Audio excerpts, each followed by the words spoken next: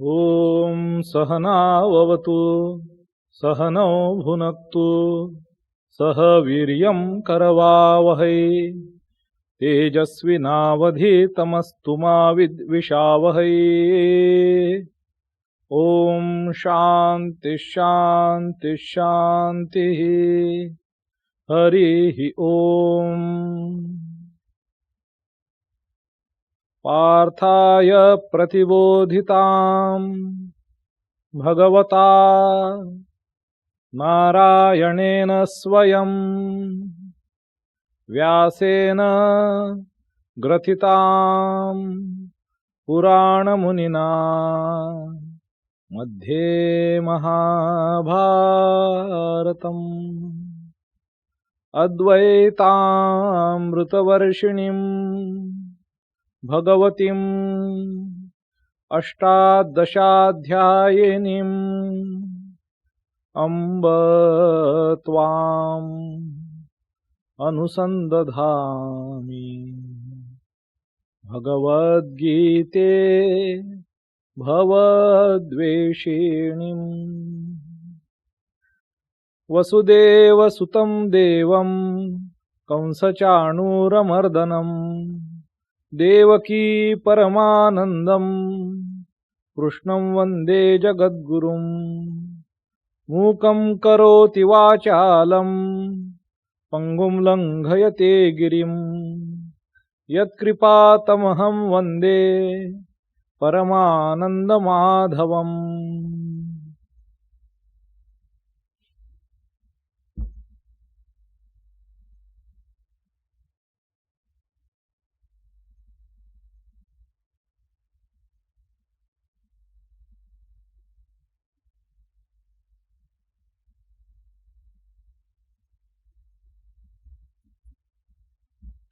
My namaskars to you all. We are deliberating on the verses from Srimad Bhagavad Gita from chapter number 13th.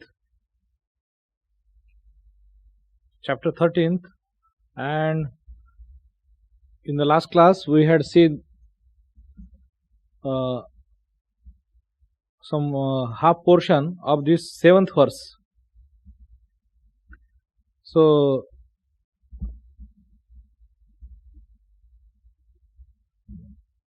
this 13th chapter is named as Kshetra Kshetrajna Vibhaga Yoga.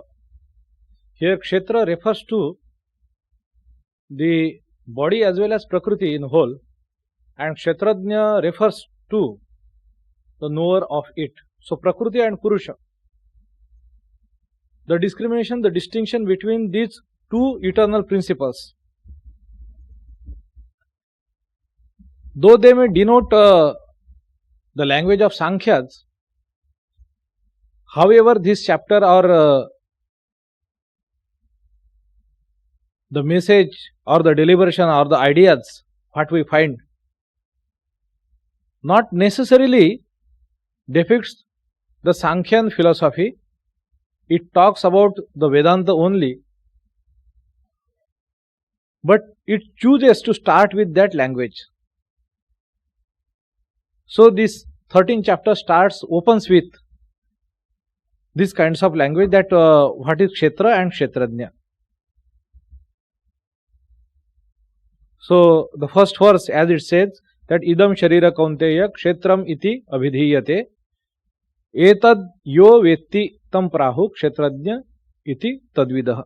Howsoever, it also takes, like Vedanta borrows is cosmology from Sankhyan philosophy. So, when talking about the Kshetra, in 2 verses Bhagwan close the chapter, because that is not the essentially what Bhagwan want to stress or talk about. That's why that portion is over in 2 verses. He concludes with etat kshetram samasena savikaram udavrutam, that is verse number 6. So, that part being closed, talking about the materiality is being closed. Now he comes upon the spirituality, the consciousness, the Purusha or the Atman or the Brahman. Now this set of verses from 7th onwards, some 5 verses first, where he concludes, he says, this, though they, in this talk and in this narration, though they appear like character attributes or behavioral patterns, so this is not the kind of teaching which is teaching you what to do and what not to do. Like, this is not ethical code of conduct or moral code of conduct. This is not Smriti. Rather, this is Smriti. But like usually Shrutis, how they dictate the terms, what their job is. This here, Bhagavan, his words and his dictums are not like that. Not to be taken in that way. That is the point. So, Smritis have this pattern of saying or giving instruction in the forms of this code of conduct, moral code of conduct, ethical code of conduct, in which it tells do's and don'ts. It uses the language, do this, in this scenario, do this, don't do this, etc., etc. This is not that sort of thing here. It is not to be taken in that way. Should not be done this mistake in case of the ideas which is expressed here in Srimad Bhagavad Gita. Why this is being said, why I am saying this?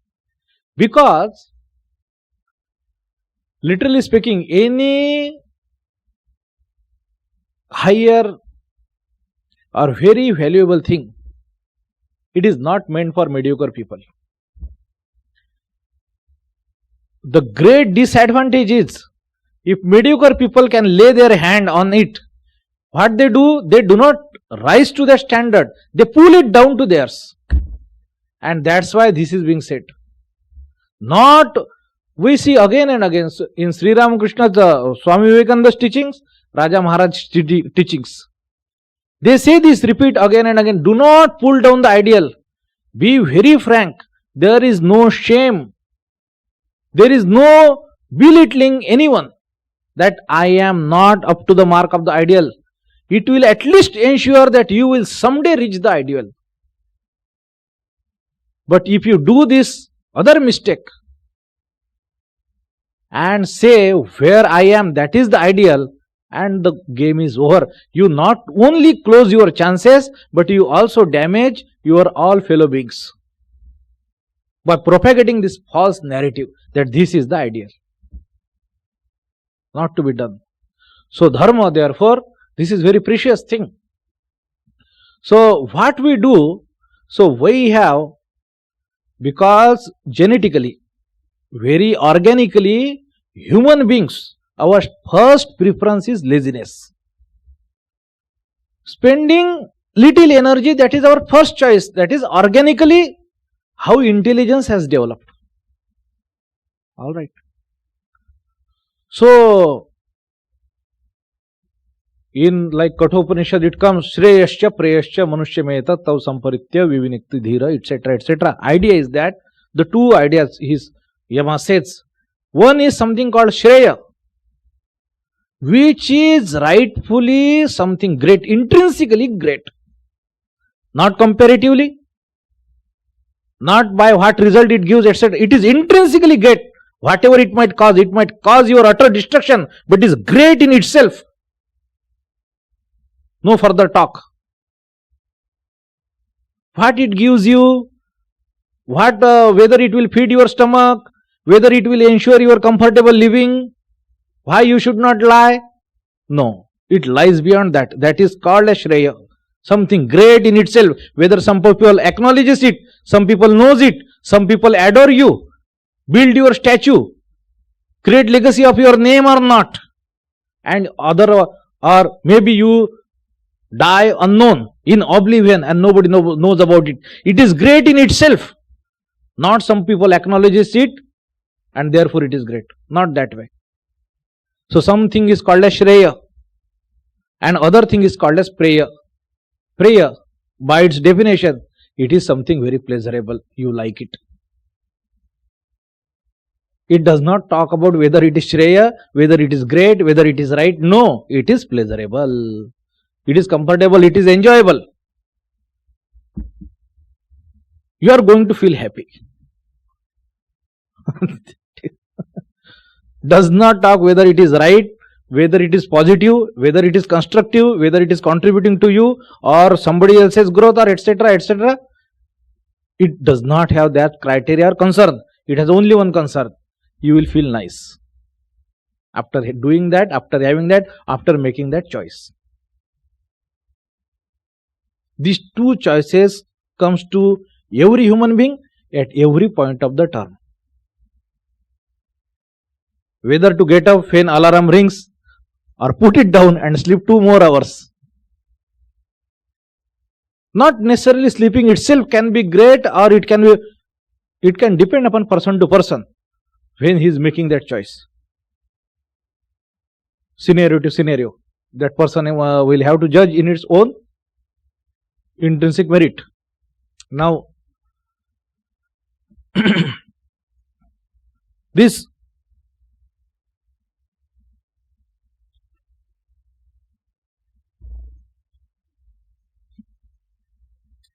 so what happens is, this idea of preya is our first choice where we jump, because it is immediately rewarding. Shreya may not be. Rather, it may not promise anything. So, shreya is a very difficult choice. So, truth is the path of the shreya. But something, all compromises or all pleasures, they are the path, they will be found on the path of the preya. Shreya and preya. So, in Kathopanishad, Yama is talking about and how the dhira, the one person who is intellectual, embedded and situated, well entrenched in the rational thought, in the rationality, he will choose the shreya over preya. The one who are guided by the pangs of their stomach and their belly, they will choose preya. So he is making distinction between the character of two people. Yama. So obviously Nachiketa has chosen already shreya. He belongs to the higher order. Now what happens? So we have these two patterns of thinking. I have referred this book many times in these discourses on Gita by this author Daniel Kahneman. He was 2002 Nobel laureate. He was psychologist, then statistician, and then economist, all rolled into one. So he wrote that book, Thinking Fast and Slow. So showing that these are two ways we people react, respond and approach. So one is fast way, thinking fast and thinking slow. So fast is generally reaction, but the slow one is always deliberated, well calculated move. So it is always slow, meaning that it is always resource intensive. It takes time, it takes mind, it takes energy. It is not immediately gratifying. The path of the Shreyas, immediately gratifying. So what our general ability is, he showed in various example and very nice. So because they are psychologists, so they have to provide experimental data. It is not just their conjectures. So what happens is, how people in general conversation they talks and how people answer. And best example is when these political debates are going on news channels that you can watch, and you will find plenty of examples of these things. What is that? What is to look for? When question is asked, certain question is asked, the person who is supposed to answer it, he is not answering exactly the question. He is blabbering something else, beating around the bush. what you are trying to do, or in general conversation many times, not only these people, crafty minded, crooked people who do that, even general people also, without having any ill intention, they do this. What they do? When question is asked, they rewrite that question, recompose that question in their own way, which is comfortable to them, and then they answer it.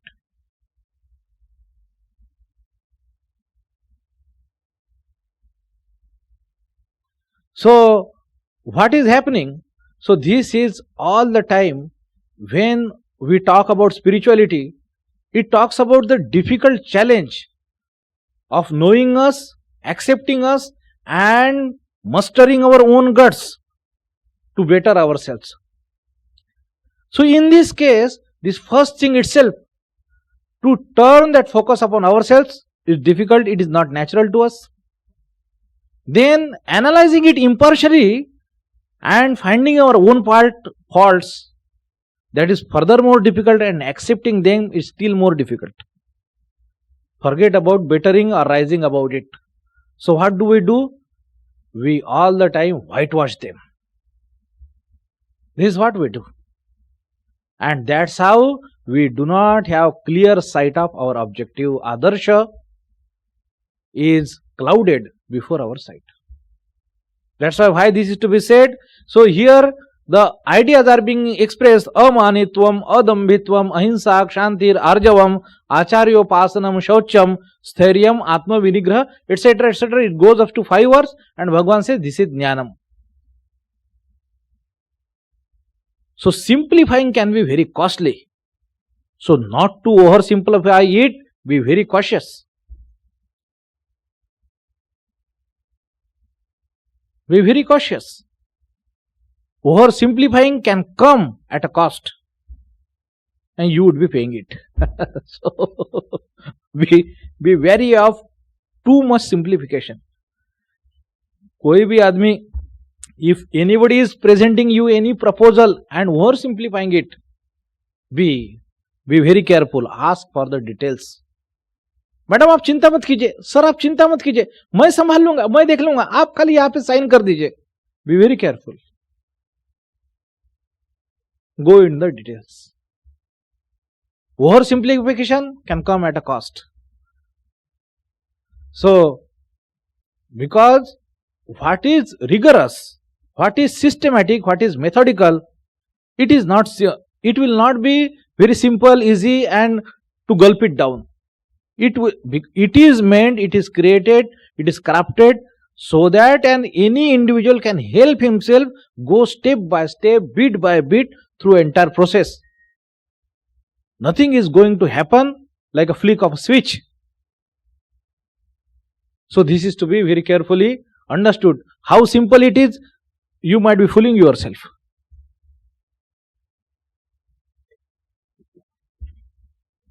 Now, this being said, so these ideas, Shankaracharya, this I wanted to say this point out to you. So as Bhagavan ends this set of 5 verses, that he says, etad jnanam iti proktam ajnanam yadatonyatha. So the set of these 5 verses, the ideas expressed, as I said, they shows the behavioral pattern like amanitvam, for example, or ahimsa. Not to harm others, not to have hinsa or ill feeling or malice or jealousy towards others. So this is behavioral pattern, not to behave. So not behaving that way, it is, then you become jnani. So it would be mistake. So considering it as an injunction, as the instruction of code of conduct, not to do that.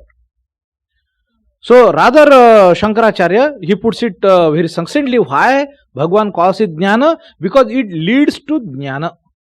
And he uses very nice words here. Swami Gambhiranandaji Maharaj's translation. But for the present, the Lord enjoins the group of disciplines characterized as humility, etc., means amanitvam, etc., which lead one to knowledge of that. That means that Brahman.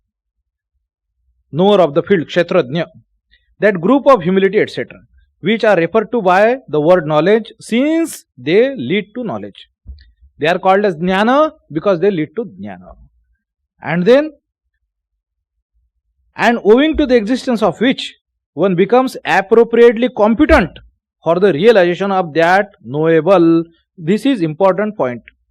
So, because now this idea etc. will come, it leads to knowledge, means they are jnana sadhanam.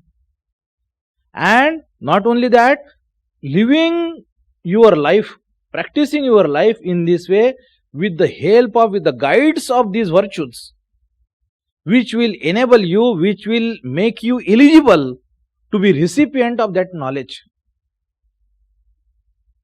This is how you become qualified. This is how you earn that deservedness, that qualification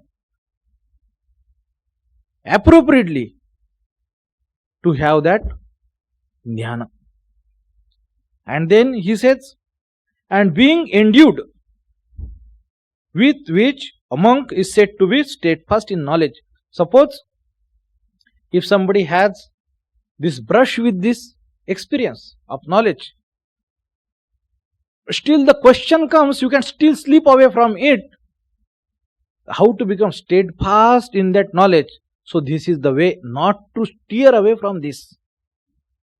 You might very well remember, if you have, you must have read the life of Sri Ramakrishna. His master's preceptor, who inducted him into the discipline of Advaita Vedanta, Totapuri Maharaj, he was Samadhi-Van Purusha. At the age of 40, at the age of 30, he had experienced Samadhi. Remember that. And since then, almost 30 years, he was every day, he was practicing a discipline. So Sri Ramakrishna asked him once that, why do you still practice meditation? You have already attained Samadhi, the goal of all these yogic and other disciplines. So you have already attained the epitome of it. Why do you still practice? And then he says, he shows that he had one pot, a brass pot or copper pot, some metal pot. And he showed to him, he said, see that pot? It is stainless. It does not have a speck of a stain. And is shining lustrously. So he said, because I clean it, brush it every day very religiously, and that's why it is not having any stain. So is also with the meditation, though I might have experienced the Samadhi, but I keep that knowledge, do not let those ambers accumulate ash over it. So I always stroke that fire, I always keep that knowledge aflame, burning, lighted. So for a person to become steadfast in knowledge, this is what this discipline is therefore proclaimed.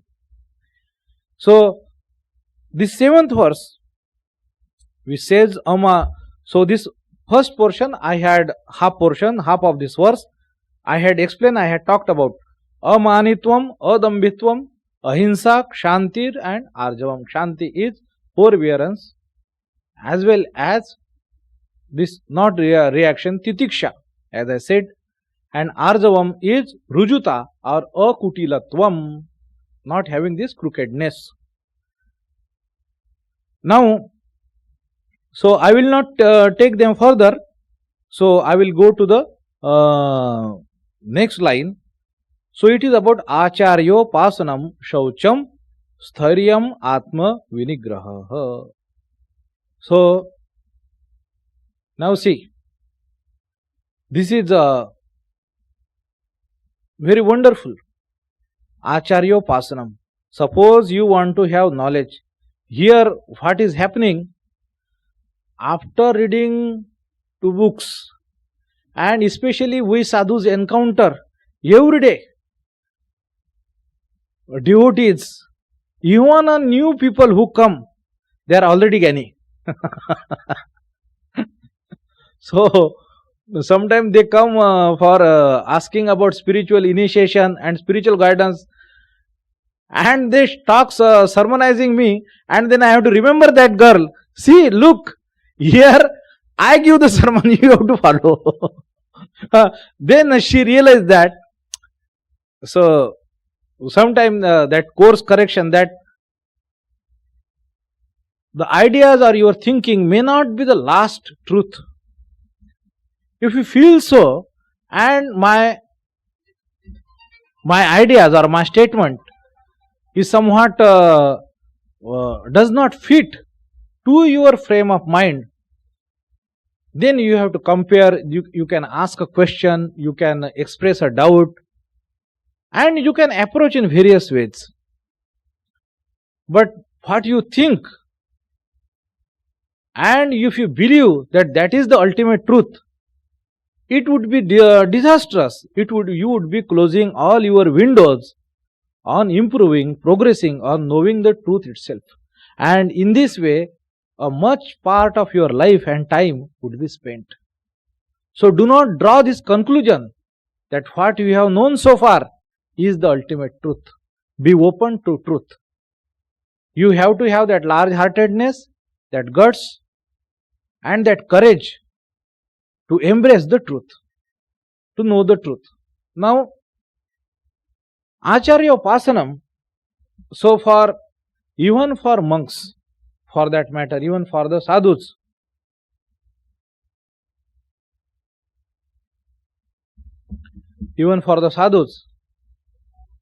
we say sadhu sanga is necessary. Company of sadhus is necessary.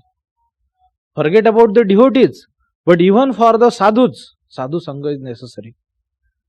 Whenever some other sadhu is speaking on the scriptures, on this life, even if he is junior to you, it doesn't matter. You can always listen. I have seen when junior sadhus are speaking, very senior sadhus are also listening to them.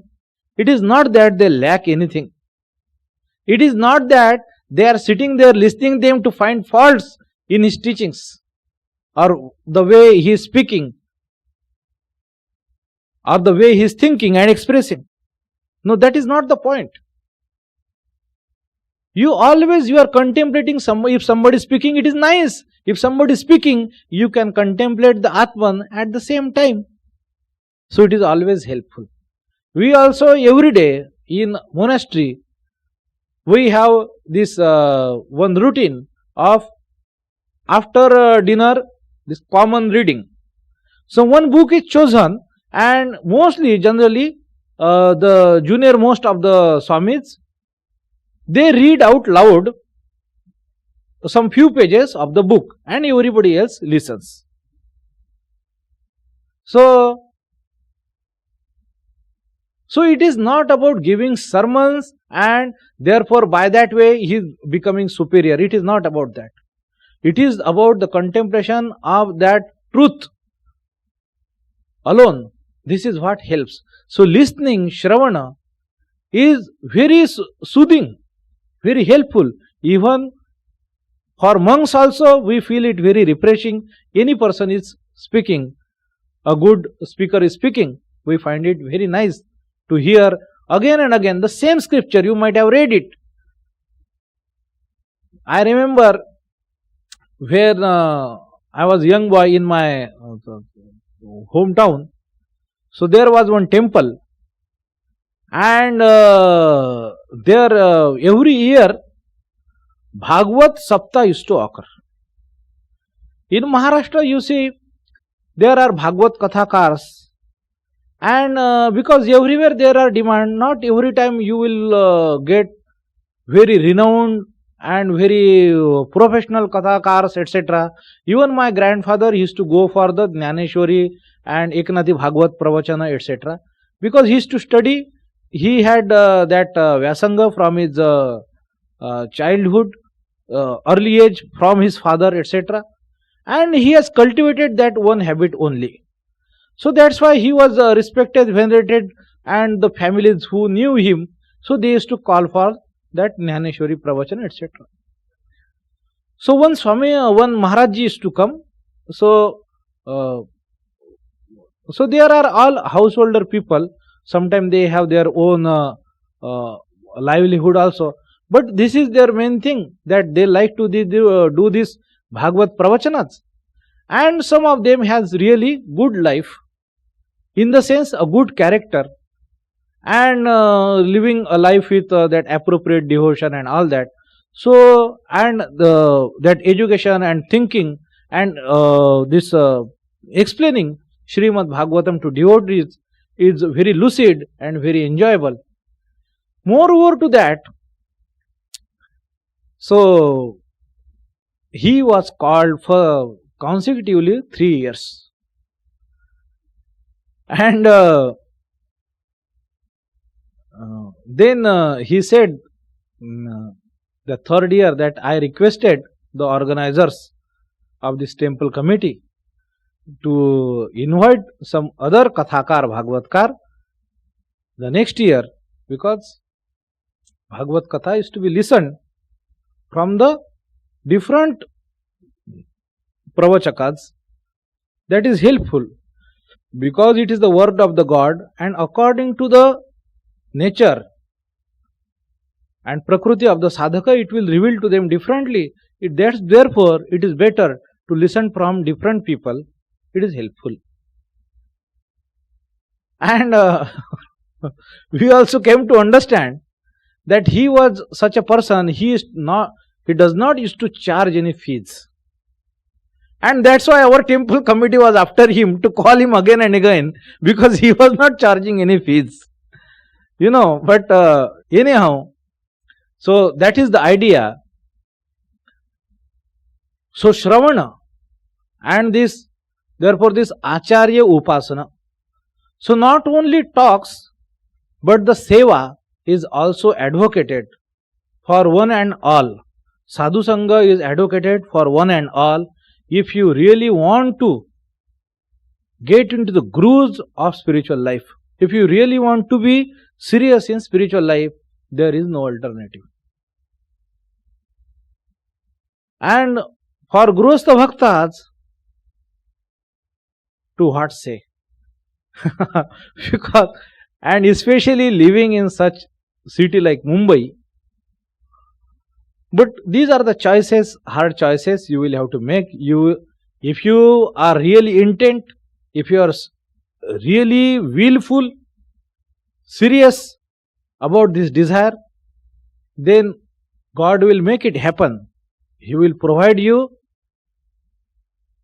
in this cumbersome and very demanding way of living some outlet to pursue this sadhu sanga, this tirtha sanga, shastra sanga, this path of spirituality. But the desire must be yours. You must be that. You must have that desire. You must be earnestly prayerful that you may get such opportunity. Then it can happen. And without these things happen, without this thing happening, these, consider them, they are like laws. They will not change for anyone. And unless these conditions are fulfilled, they will not show or bear any results. This is certain. Certain things are there, you cannot simply compensate or replace one with another. It is not possible. So sadhu sanga, this acharya upasana, is so vital for this realization of truth, for the growth in spiritual life. You cannot compensate it with any other thing. Swami Vivekananda, he stressed on this character building. See, he used this new age term, character building or charitra nirman. But essentially it is grounded in spirituality. It is not something against or taken away from spiritual life, etc. But he is stressing that term, character building, character building. Now, in the diary of the disciple, there was one gentleman, Sharat Chandra Chakravarti, and somehow he had this opportunity and great good fortune to enjoy the company of Vivekananda, to talk to him, to converse with him and ask so many questions. And Swamiji very endearingly bore all his question and queries, though often little bit being hard upon him, but still this Sharat Chandra Chakravarti in one of these conversations, that book is there, Diary of the Disciple. So it is recording of his conversation with Swami Vivekananda by Sharat Chandra Chakravarti. So the disciple asks Swamiji that what you are talking about this character again and again. What is the best and shortest way to build this character? What is the way? Swamiji said, there is rather, I see only one way, not long and short. There is only one way to build the character. And that being, he said, the company of the person who has already developed such character. There is no other way. Only from a living flame, another flame can be lit up. There is no other way. Unless you see that character formed in the life of some person, then only you can be inspired to build that character. And you can understand how to build, how to live that character. Without that, and until then, it is just talk and noise. So, Acharya Upasanam therefore is so vital, is so important. So you might read books, you might read scriptures, but how to take them, what is the real import of this, how do they translate into real world? You will have to see from the living person. You will have to know it from the living person.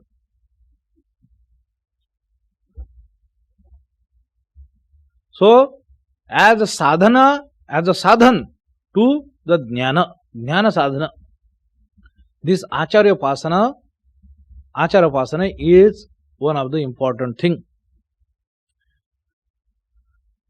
Then this couple of ideas, Shaucham, Stharyam, Atma Vinigraha. Now, all these three things come as a part of the discipline of the yoga. In niyama, so like yama, niyama, asana, pranayama, pratyahara, etc. Pratyahara, dharna, dhyan, samadhi. Okay, these are the 5 anga of the yoga. That's why it is called as the Ashtanga Yoga. 8 limbs of this yoga discipline. That's why it is called as the Ashtanga Yoga. So yamas are 5, Satya, Ahimsa, etc. And niyamas are 5, Shaucha, Santosha, etc. So Shaucha is the one. Shaucha, Santosha, Swadhyaya, Tapas, Swadhyaya, Ishwar, Pranidhana. Shaucha, Santosha, Tapa, Swadhyaya, Ishwar, Pranidhana. So, now this cleanliness, many times it is stressed, but something is to be understood. Remember that.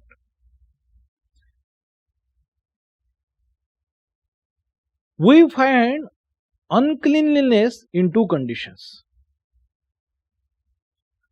When there is apathy and there is no belongingness. And again we find uncleanliness when there is belongingness and you do not clean it. like maybe your room, your bed, etc. And something like railway platform, which is not yours, so throw something else there. In both cases,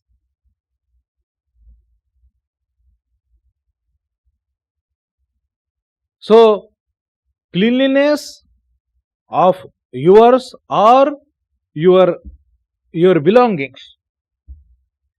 So when a person become materialistic and self-centered, this is essentially this uncleanliness happens.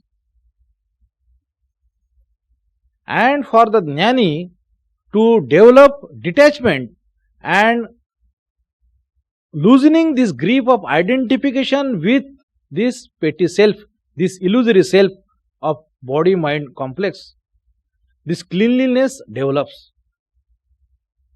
So your room or your bed or your own things or wherever you might work or wherever you might be going. So if that detachment and knowledge is developed, so these things will not neither apathy and neither obsession. From these both extremes, that individual will be saved. And that is precisely that golden mid. This is required, this sattva is required to become qualified to have the knowledge, this jnana. Not obsession and neither apathy. Apathy, when about something in your surroundings you do not care, let it rot. Obsession, that it is yours and you do not care.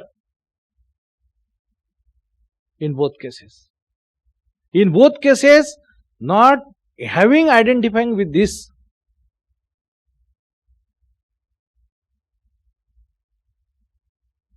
So this is what therefore this one single simple habit of shaucha, not only of the physical things, Shankaracharya very nicely puts it, not only of the physical things but also of the mental things, that you wash away your mind with this unwanted thing, ragadi, etc. So this will also constitute the cleanliness. Having impeccable clothes, nicely perfumed, nicely styled your hairs, and having petty-mindedness. So this shaucha, it is supposed to bring you one quality. That is like all other this one asana, etc. Like this, you see this niyama, shaucha, santosha, tapa, swadhyaya, ishwar pranidhana. These 5 are called as niyama. Now shaucha, santosha, tapa, hardly we will see any individual that who would be deliberately doing tapa. It might be possible that you might find some people practicing santosha, that is contentment. But deliberately practicing tapa, there are the very few individuals that especially trying to live in minimum possible, not in maximum possible. So this is habit, that is way of living, that is thinking that whether I can do in little less. Tapa, swadhyaya, study, and prayerfulness, ishwar pranidhana, that surrender to God. Asana, pranayama. So these disciplines or yoga, they are meant, they have one something in their mind,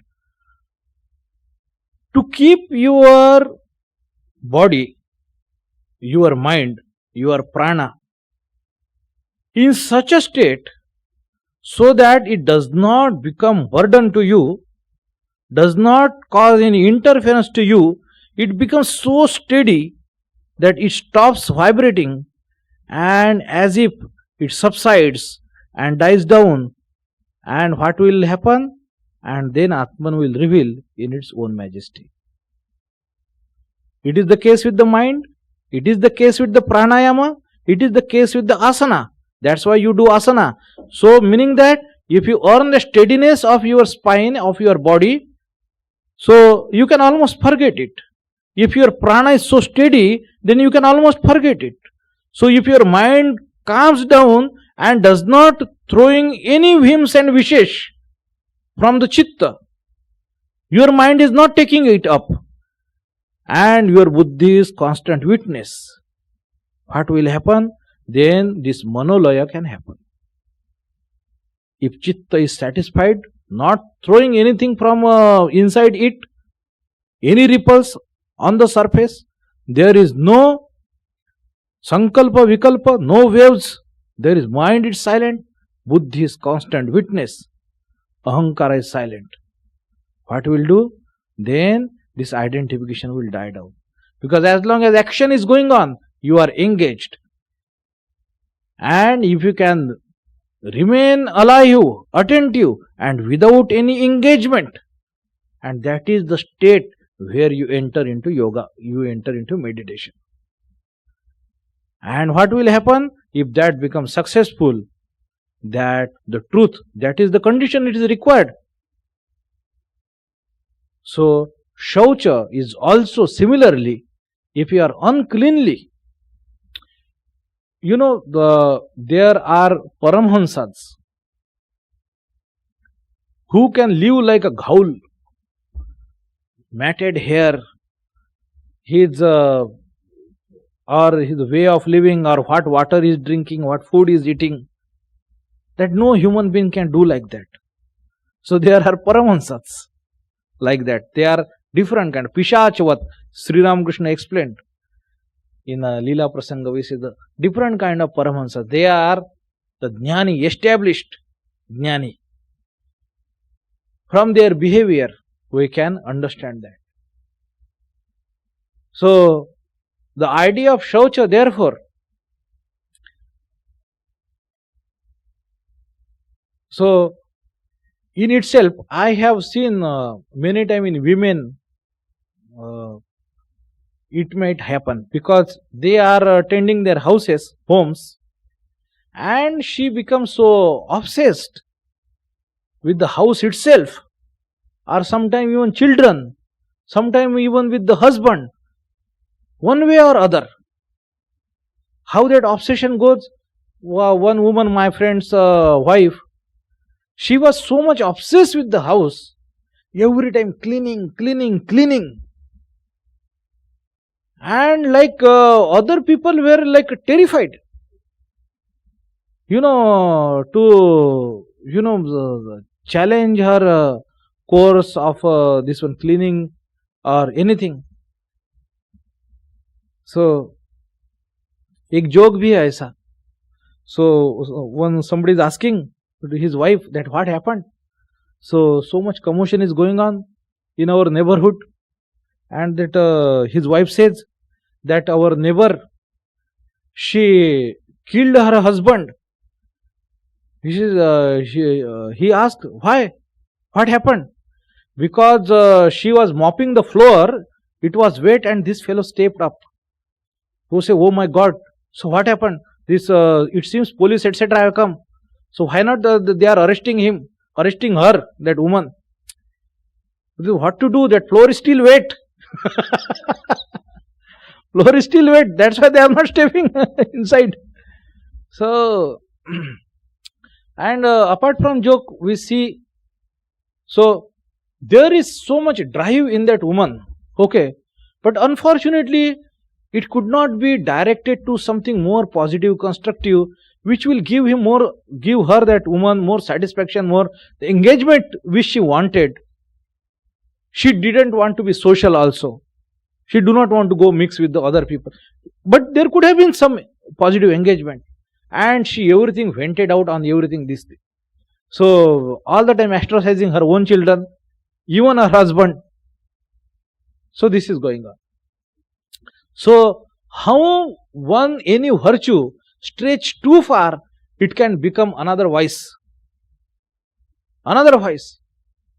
So everything, so all these, they are sadhanas, these are means to the knowledge. They are not knowledge itself.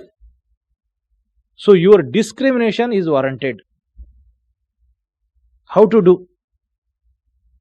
बोले स्वामी जी आपने तो बोला आचार्योपासन, हम आचार्योपासन करता. एक साधु ने तो मुझे मांगा कि स्टैम्प पेपर पे साइन कर दो, मैंने दे दिया उसको. होता है ना, कितने लोग क्या क्या क्या क्या क्या क्या होता है. सो यू अभी तुमने लेक्चर सुना, बहुत अभी नहीं, किसी साधु का मतलब भक्ति करना चाहिए, और किसी को तो मिल गए बने बनाए बकरे जैसे. So this is world, and when means are being employed, you should not be fool. When it comes to application, your own discretion is warranted. Okay, how you will grow, how you will employ the means, how you will get benefited by it, it is you to think. You cannot copy someone, you cannot immediately become something. You are to grow from where you stand, what you are today. कल से ही मैं बस अभी मुझे ऐसा कर देना है ना, एकदम पूरा समाधियों में, कल से मैं ध्यान में लगाऊंगा, ऐसा उठ जाएगा इधर कुंडलिनी. कुछ भी बच्चों में होता है ऐसा. और हम लोग भी वैसे, बच्चे होने से क्या, उम्र होने से क्या हो जाता है, थिंकिंग कभी कभी ऐसा रह जाता है. हम भी सोचते कल से मैं ऐसा करता हूं, खत्म बात, 2 ही झटके में खलास. तो ऐसा सोचते हैं हम लोग, ऐसा. And specially with the spirituality, which is, because if you see the construction of the human profile, there is physical, then there is a psychological, intellectual profile, and then at this depth, most bedrock, this dimension, what we see, the spirituality. As much you go down, changes are going to be slow, difficult, heavy, cumbersome. It is going to not only take time, lot of energy and lot of cost. In their perspective, one life is nothing. So don't be stupid. Don't be stupid. If you are serious, yes, be serious. But know for certain, heart stakes are involved. At what odds you are placed against. Don't be fool. It is not going to, it is not cheap if it is that worthwhile, if it is that valuable, if it is that costly, if it is not going to come so easily. So be prepared for the long haul. So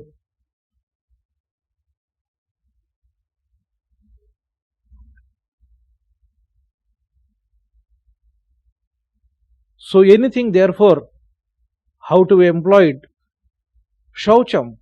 Therefore, it is meant that these sadhanas, it should contribute, it should further, it should aid you in your spiritual progress. It should not become hindrance. For example, Sri Ramakrishna in the Gospel, he says, he describes, he said, there are different kinds of devotees, Rajasic, Tamasic, Sattvic. So he gives the example of, suppose, Rajasic devotee.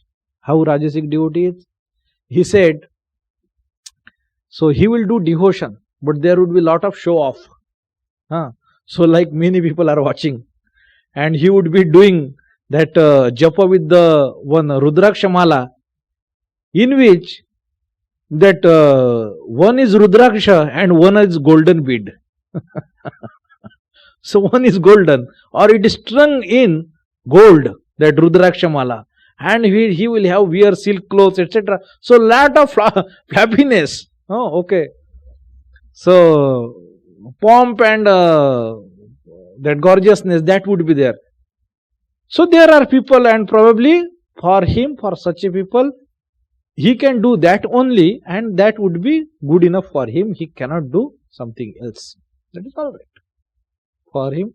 So maybe he, at that stage, he cannot leave altogether materiality. He is starting, not to condemn, let him grow on his own. All right. So similarly, so Tamasic devotee, and he says, and then Sattvic devotee is explaining in a very so simple way. He says, so how the house of a sattvic devotee is. And he explains that that he is so much endued with God consciousness that he is not paying attention to his own house and family. Probably somewhere this plaster of his walls that is falling down, somewhere there is repair is required, and he is not paying attention. But that peace, that contentment, and that God consciousness is oozing out of his eyes, from his face. That is very evident.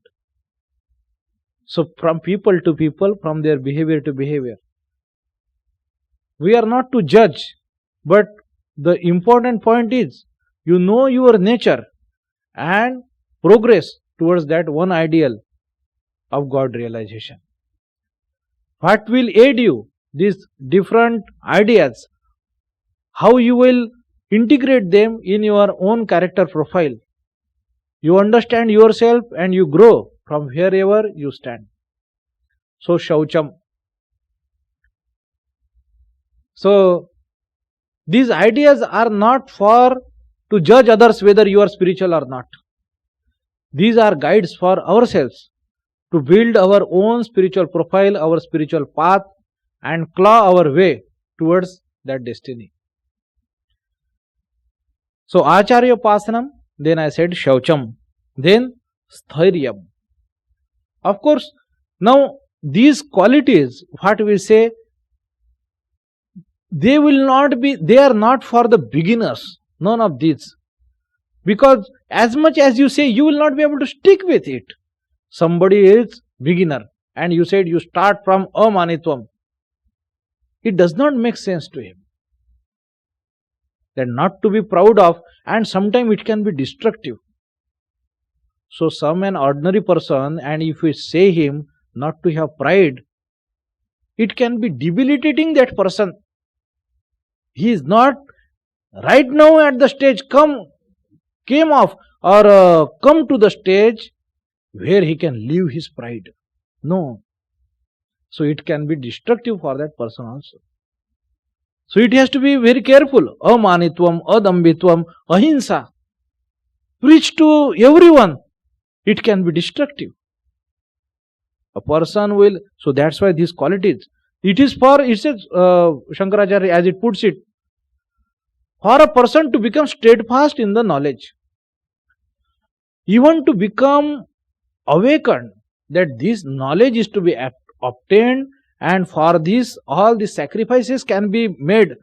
Even to become awakened to this knowledge, that person will have to travel a long way to arrive at the gates of spirituality. Spirituality does not begin before that. For rest of the people, there is dharma. Pravrutti lakshanam dharma. Bhagavan Shankaracharya, in the beginning of this Gita Bhashya, he talks about that. Two kinds of dharma, pravrutti lakshanam dharma and nivrutti lakshanam dharma. So I says it, dharma and spirituality. One is going outward, one is going inbound. So spirituality begins when you have almost exhausted and gone through this pravrutti lakshanam dharma, Vedokta dharma. And then you become qualified for, and then these things are meaningful for you. When Jagat is mithya and Brahma alone is satya, then these things will make sense for you. Then it is okay. You can give your pride. You can let harm yourself, forbear, and not to harm others. Then these things can become discipline for you, sadhana for you, but not before that. Not before that. For an ordinary person, no, you must practice ahimsa. No, that would be stupid. It is time for him to do that. Let him practice ahimsa. That is his dharma. Do not try to, push yourself everywhere upon others. Your dharma is not dharma of everybody. You can practice ahimsa, you practice. Don't teach to one and all. That is not the case. And you see, we have paid the cost of practicing ahimsa. Foolishly. Why? If that would be the meaning of ahimsa, why would Mahabharata would not have happened? Bhagavan Krishna would not have taught to Arjuna, because Arjuna was exactly speaking like that ahimsa, isn't it? He didn't want to fight the battle, because both of them, they knew if they go into the battle, this is what is going to happen. This earth is going to be rendered without men. Arjuna no, Krishna no. But this is what? Teaching whole Bhagavad Gita, he sends him to the battle. So clearly your interpretation of ahimsa is something away from the interpretation of Krishna. If you are teaching ahimsa to everyone and all, you practice ahimsa. If you think you are qualified, you have come to that point, you practice that. You practice whatever you want. But when you say your beliefs and your ideas are meant to be applied blanketly to masses, then you are something, you are way off the mark. You can practice prayopaveshan, whatever. You can give up your body with fasting, without not eating. Very well, all right, if you believe, no problem. But when you insist that that is the ideal, then you are something grossly wrong. You can choose any way. If you are true to your belief, you are honest to your belief, very well, no problem. So, about application. So here all individuals have ultimate freedom. Our dharma does not enforce. So as I said, there are two things. One is called as dharma, pravritti lakshanam dharma. And there is this adhyatmikta, paramartha, uccha jivan, that is nivritti lakshanam. You must be qualified. Till you qualify by that, you are always guided by the dharma, what you should do. And dharma does not talk about this nonsense. It talks about the pravritti, it talks about the abhyudaya utkarsha, it talks about the material prosperity, vanquishing enemies, having many wives and many children and large clan, lot of lands, lot of cows, lot of gold and lot of grain, invading your enemies and winning their land. So dharma, one thing, adhyatmikta, another thing. When you have gone through this, when you know this is futile, and really now the desire, you have come on that threshold that you see that this is useless, futile, engaging with it and wasting your time, mind and energy. And this is the ultimate truth, and this you must prepare and walk towards this higher goal propounded by this Vedanta. And then you can slowly gather yourself, you can withdraw yourself, you can renounce. Therefore, brahmacharya, grihastha, vanaprastha and then sannyas. Alright. So believe in yourself, believing in your scriptures, in your gods. You do not have to be dictated by any other. You find out your path. You inherited from your forefathers. You are entitled to it. You grow from wheresoever you stand. That is your dharma. Okay then, we will conclude here. There are 2-3 ideas further. We will take it in the next class. Next class होगा तो ठीक है. ओम शांति शांति शांति हरि ओम तत्सत्. श्री रामकृष्णार्पणमस्तु.